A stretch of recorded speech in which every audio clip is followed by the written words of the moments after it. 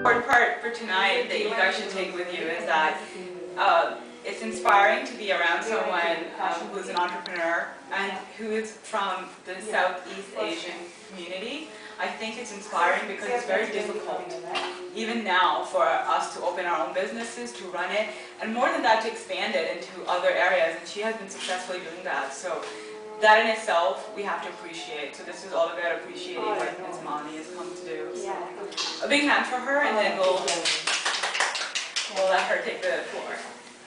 I think she's the same that I will learn. Anyone in my family had a headache, they would look for me, or the minute they saw me, they would say my legs are hurting. The minute they would see me, they would have issues because they knew that I would come in. Like in Hindi, we said about them. And I wanted to become a doctor, but couldn't. So the next best thing was to do something where I could. I loved doing stuff. So to be in the service industry is where I wanted to be. And never aspired to be the most successful monetarily. All I wanted to be was to be a good therapist. And I think in that I have achieved my goal. And a lot of people say, that unless you're successful monetarily and you don't have 10 salons, you're not successful, but I don't believe that. I'm sitting upstairs with no board outside. We've been here 12 years. And the salon runs. People come, they find out, they ring up, they hear.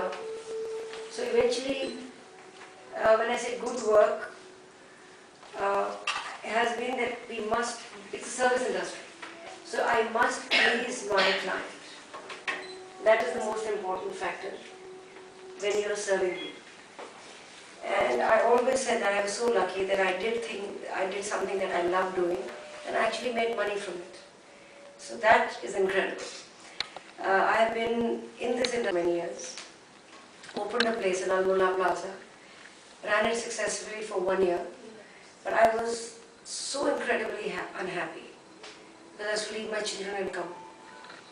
And I thought nothing was worth leaving the bachas. And luckily with my field, you could work from home. So I worked from home till 12 years back. When the girls were grown up, I opened this place.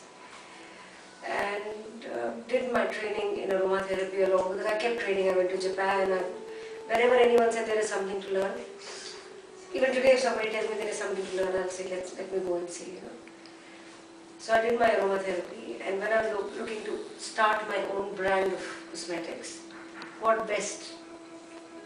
The best thing to do was to do aromatherapy, which I could make myself. I didn't have to go to a factory in Europe or in India and say make my creams for me. So, and this I actually right now even work from home, even now. I make them at home. And the Dubai municipality has been very kind. They're going to pass it even when I'm doing it from home. Oh, congratulations. So, because they've checked my products out. And the only thing is, he says, Malini, put only a 6-month validity just to safeguard yourself, but the oils don't get spoiled. I have oils lying for 1.5 years with no problem at all, but you can't keep them outside. They should be in air conditioned room because there's a promise I made to myself and to the people who buy my product that there are no preservatives in the product. My cream has no emulsifier. But eventually in the larger framework, you are getting more than your money's worth.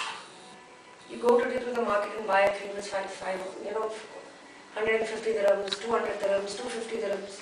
In India, nothing is less than 4,000 rupees. Anything which is a name. And what are you getting in it? Probably 4 drops of almond oil, which they are claiming. The rest is all fillers and perfumes, and it's made to look nice. And they're paying the $1 million model. Where's the money coming from? So if the money is going there, what is going in the product? This is what we were discussing. I said, for me, the packaging is not as important as the product. That is important. Eventually, you will come back to buy the product. You may say, Malini's packing is not so great. It's not bad actually, I think. It's not bad. It's not. I like it. It's an honest packing. The organic stuff is all beige and I I've kept it colored so that we don't mistake. Because if you have 3 of my products, which I hope you all do, you don't have to read. Yes. You know what it is. Now I have oils for pain relief. I have oils for sleeping. I have oils for disturbed skin, I have oils for period pain, I have oil for breathing issues, and I have oils for whatever you have, what your problem is. Do you have oil for migraine also? Yes, I Yeah, do. yeah, she actually was talking about it, that she ran out. Is when people, just not that lady, just bought the tonic in front of you. Yeah. And she's a tough customer. Yeah? She's very savvy. She will not easily pay. You know, some people will just buy it. But I have the luck of getting the toughest customers. You know, I actually ended up using, I have asthma issues, and you know, recently with the dust storms that hit Dubai, I'd come down and I'm like, and she was just working, and she just mentioned that, you know, there are oils that could help, because I was on steroids, cortisone and stuff, and I was hospitalized twice, because I almost fainted at an event. And so when I started using the oil, because she combined a few, and she made me smell, which was really nice. I thought it's like almost like playing. You know, you're not going to a doctor's office where they're like putting injections in you. I'm like, I can do this, I can manage this. When I went home and I tried it, the next morning, I was telling her, like, shockingly enough, I did not believe it, but it worked. It actually relieved my lungs, and I felt like a little bit lighter, and you know, so I've been continuing to use it. Every time I feel like it's a bad day that's going to happen, I put the oil, I apply it on my chest, and it always helps, so yeah, I still have it. But like now, my migraine oil has peppermint in it, which is supposed to be very, very good. But I have some people who peppermint, they don't like the smell. Yeah, because migraine sometimes trigger when Can, you smell. yeah. So with anything. Yeah. So especially with asthma and migraine, because sometimes it relates to the olfactory nerve, the smell. Sinus. Smell. And see now if it's sinus, then I can. So see, this is what I'm saying, when there is an issue, we need to discuss it. Find out why you're getting the sinus. I know why I get it. So you also, if you sit down, you will know exactly. Like very often you get up someday in the morning and say, I slept 9 hours at night, slept perfect, and why am I tired? It's something you ate last night, for sure.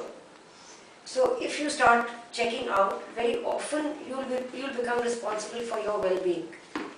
I'll be responsible, the doctor will be, a friend who you need to talk to will be, but eventually you have to be responsible for how you feel. So I always encourage that look at what you're eating, look at what your exercise, how much exercise you're doing. And okay, there are times when one goes on a binge and says, you know, don't want to do anything. Yeah. I'm going to eat all the bad things, I'm going to just, but after some time, good sense prevails. And so anyway, then I used to do everything from the house for many years. Everything, from manicure, pedicures, waxing, threading. Because I am a complete health and beauty consultant. I do everything, from haircuts to colors to, you know. So after I became a health and beauty consultant, I stopped doing perms and colors because we were taught how bad it is. And then I didn't do it for many years, but then people would come and say, no. And then I would see horrible perms, that time perms were in fashion. Huge fashion. Yeah. All you could see was hair. I'm serious. Yeah, but they were really bad perms, you know, with split ends and burnt. Then I thought, you know, I have to do this service to people. I can do it. Because I believe that when you study something, you must follow it till you get better than what you have studied. Then you can change.